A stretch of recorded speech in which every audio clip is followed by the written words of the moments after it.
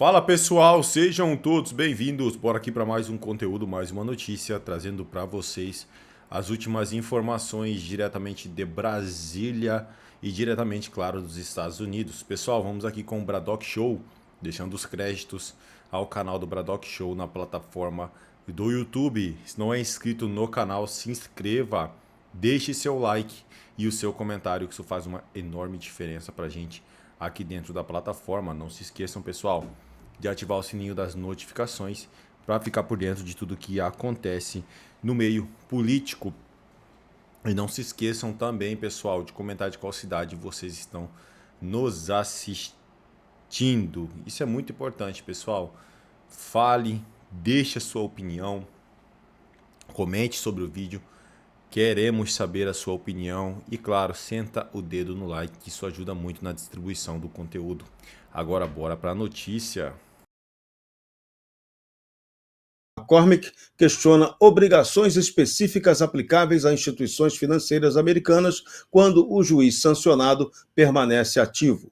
O congressista pergunta como a OFAC avalia a exposição indireta onde decisões judiciais envolvem morais. A carta também destaca implicações para a proteção de investidores, fundos com exposição a títulos brasileiros e entidades reguladoras. McCormick afirma que continuada presença de indivíduo sancionado cria riscos de compliance para pessoas e instituições americanas. O deputado pede uma orientação sobre a estabilidade financeira, já que o Brasil é componente-chave dos mercados globais. E aí, Rodrigo Constantino, a sua avaliação sobre esse questionamento do ponto de vista econômico?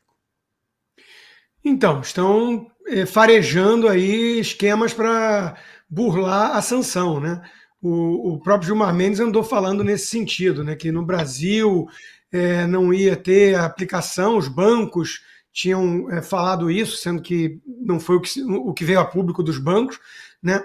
E ele quer até uma lei nova nos moldes da Europa para proteger o cidadão brasileiro de eventuais sanções assim, mas uma impossibilidade isso. É uma impossibilidade, que nem você querer revogar a lei da gravidade, porque a sanção não é a brasileiros no Brasil, é a brasileiros que participam do sistema americano, leia-se global. Todo mundo que quer participar do sistema global financeiro tem que aceitar a sanção. E aí é que mora o problema, né? Se alguns bancos estiverem realmente driblando isso, se estiverem dando uma de malandro, vai ter consequências. Nós já trouxemos aqui essa informação de bancos que fizeram exatamente isso e foram multados, num dos casos, em até quase 9 bilhões de dólares. Então, eu, se sou um banco desse, não arrisco manter como cliente um Alexandre de Moraes da vida. Ele ficou tóxico, ele e a esposa dele, o casal. Então, eu tomaria muito cuidado, porque o espírito da lei Magnitsky é que tem que ser seguido. E qual é o espírito da lei? Temos aqui um abusador de direitos humanos. Ele vai sofrer morte, pena de morte financeira, asfixia financeira. Ele não vai poder participar do mundo global nas finanças. Não é virar e falar, tá, então, mas no Brasil, se ele ficar ganhando e recebendo e gastando em reais, tá tudo certo. Não tá tudo certo. Qual é o banco que faz isso? O Banco do Brasil? Não. O Banco do Brasil opera nos Estados Unidos, então não pode. Está desobedecendo ao OFAC. Então, de novo, né? Vamos ver em o que vai constatar essa investigação aí, mas se estiverem tentando burlar e dar uma de malandro para cima dos Estados Unidos, eu acho que vão descobrir the hard way que isso não costuma acabar bem. Rodrigo Constantino, você cumpriu com louvor a sua jornada de trabalho no Braddock Show. Você já pode ir descansar. É isso, então faça com o show. Vamos para a guerra, mas uma guerra também contra a corrupção.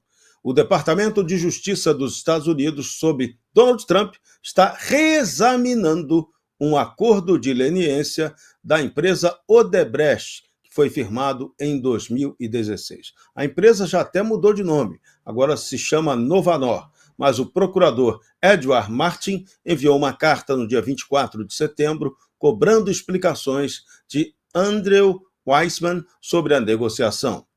Martin questiona por que o acordo listou corrupção por país, mas omitiu detalhes específicos dos contratos, impedindo países vítimas de obterem a reparação. Em outros casos, como Embraer, Glencore, o Departamento de Justiça preservou informações detalhadas e garantiu a restituição às vítimas.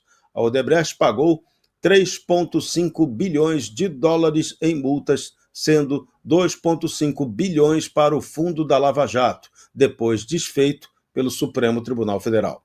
O ministro Dias Toffoli anulou todas as provas da empreiteira no Brasil, liberando Marcelo Odebrecht e outros executivos. Mas, em vários países do exterior, o bicho está pegando. E agora, Rodrigo Constantino também pode pegar lá nos Estados Unidos da América. O bicho pode pegar para o Brasil, né, principalmente. O Peru está na lista e já se manifestou a respeito disso. Eu acho que o DOJ vai reabrir mesmo as investigações da Odebrecht e vai descobrir coisas incríveis, né? Vai descobrir a planilha de corrupção que o nosso editor do país, Toffoli, destruiu, vai descobrir a cadeia de felicidade envolvida nisso, e vários países. Não vamos esquecer que o Lula mandou um avião da FAB buscar a ex-primeira-dama do Peru, que está acusada em corrupção justamente num caso da Odebrecht. Então, a Odebrecht gerou problemas já no mundo todo. No Brasil, ela foi zerada. No Brasil, é como se não tivesse acontecido, porque a turma do STF, em especial o Dias Toffoli, mas outros, resolveram declarar guerra, não à Odebrecht, mas ao combate à corrupção da Odebrecht, né? Então, eles realmente apagaram os rastros, devolveram a liberdade para todos os envolvidos, não tem mais ninguém cumprindo pena por conta desses escândalos de desvios bilionários, né? Agora, imagina os Estados Unidos fazendo uma investigação séria sobre a Odebrecht. Olha, Serrão, vai feder e vai feder muito.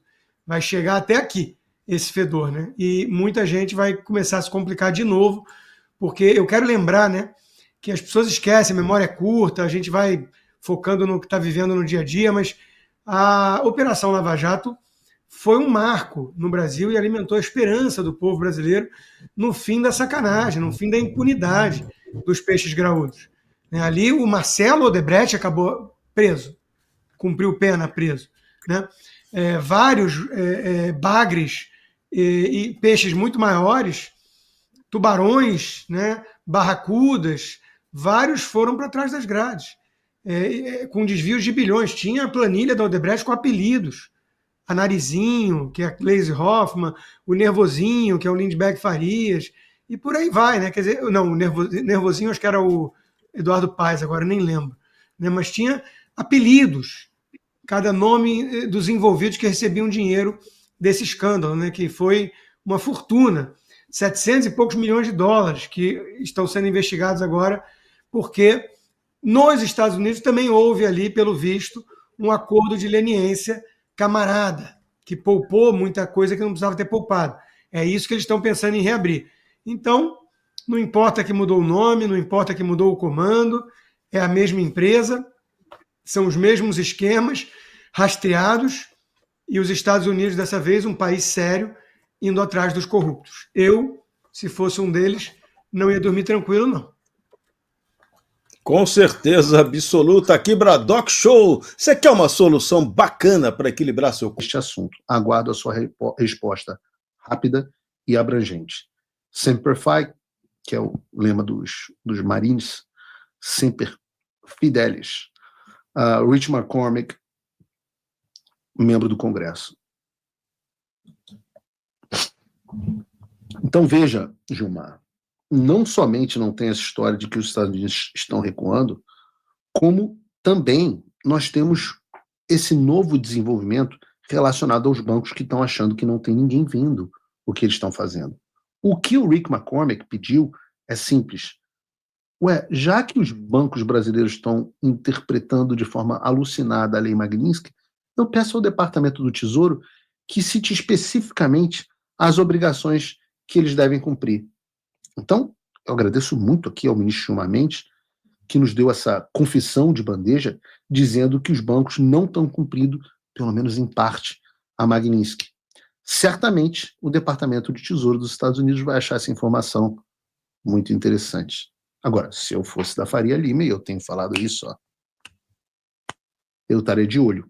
Não somente pelas multas bilionárias que nós já citamos como sendo possíveis e prováveis aos que descumprirem a Magnitsky, mas também porque, se ficar provado, e o Gilmar Mendes está fazendo isso por nós, obrigado, que os bancos estão deliberadamente descumprindo as sanções americanas para proteger um violador de direitos humanos, aí as sanções secundárias podem não ser mais somente contra o BTG, o Itaú, o Banco do Brasil, mas também contra os CEOs e os demais tomadores de decisão. A pergunta que fica, portanto, é a seguinte: até onde a Faria Lima e os seus integrantes estão dispostos a ir para defender Alexandre, em breve Gilmar? Será que eles estão mesmo dispostos a enfrentar as sanções secundárias por causa deles? Veremos. O que eu sei é o seguinte: toda essa movimentação do Supremo para tentar escapar, mesmo que um pouco das sanções, mostra que eles estão desesperados. Reparem que nós nunca mais tivemos efetivamente piadas sobre Magnitsky, que ninguém mais brinca dizendo, fazendo aposta para saber quem vai perder o visto primeiro, até porque todos eles perderam. E eu posso dizer que os tempos mudaram muito. Eu cheguei a comentar aqui na terça-feira sobre uma movimentação que também deixava claro que os caras estavam sentindo o impacto das sanções. E sim, e olha que eu ainda disso para vocês, elas vão demorar tempo e nós estamos tomando outras ações para que elas atinjam o nível de 100% ou perto disso de aplicação. Mas naquela ocasião eu falei sobre a ideia genial do Gilmar Mendes de aprovar uma lei anti-embargos que ia proibir os embargos comerciais ao Brasil. E naquela fala de terça-feira eu apontei o óbvio, que uma lei dessas não teria absolutamente nenhum efeito prático. Eu citei aqui o caso da Europa, que aprovou regulamentos nessa mesma direção, e no final das contas os bancos europeus todos decidiram continuar seguindo as sanções americanas, com medo de perder acesso ao mercado dos Estados Unidos, inclusive os bancos que fizeram graça e quiseram burlar as sanções e foram multados exatamente da mesma forma. Mas agora, veja, o efeito Paulo Figueiredo Show, né? Eu ainda cheguei a dizer, poxa, né, como pode... será que o Maduro não teve a mesma ideia? Será que o Kim Jong-il não teve a mesma ideia? Será que o Xi Jinping não teve essa ideia brilhante do Gilmar Mendes? Gilmar Mendes é tão fodão que ele tem ideias que ninguém mais tem, né? E, com o tempo, o efeito Paulo Figueiredo Show faz com que até a Globo News... Bom, bota a Globo News para falar aí pra gente, Bruno. Algo com um caráter mais de solidariedade e uma indignação coletiva do que algo que traga um efeito prático. Porque quando a gente se aprofunda no que é a Lei Magnitsky, ela traz sanções apenas dentro dos Estados Unidos para bancos. E isso é gravíssimo, isso é muito sério para os bancos. O que pode se discutir é uma facilitação para bancos atuarem com outros sistemas, talvez na Europa, talvez até mesmo Ásia.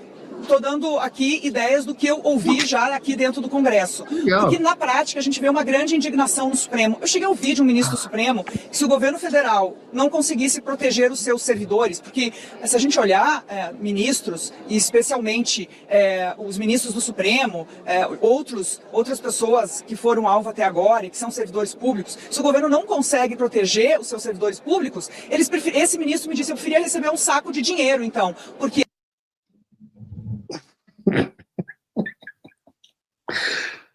eu prometi a um amigo que eu não ia. É isso aí, pessoal, e vamos aqui para mais uma notícia em decisão inédita. Governo Lula poupa a JBS de ser incluída na lista do trabalho escravo. Reportagem mostra que o ministro do Trabalho utilizou prerrogativa nunca aplicada antes para avocar decisão fiscais. Relatam condições degradantes em granjas no Rio Grande do Sul e protestam contra a intervenção. O ministro do Trabalho e Emprego, Luiz Marinho, decidiu avocar para si a decisão sobre incluir ou não a JBS Aves na chamada lista suja do trabalho escravo.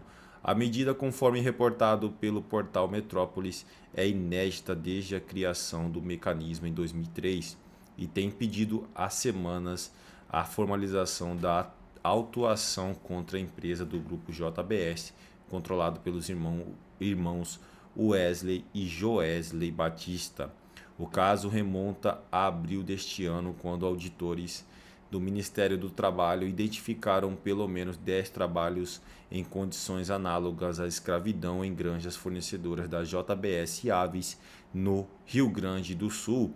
Os relatos apontam jornadas de até 16 horas diárias em condições degradantes.